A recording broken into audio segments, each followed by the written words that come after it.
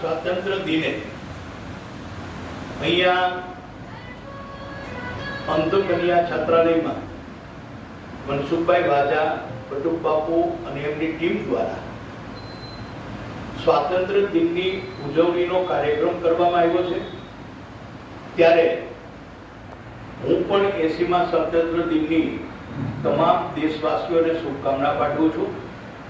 અહીંયા આ બહેનોએ ખૂબ સરસ ગીત ગાયા, દેશભક્તિના ગીત ગાયા।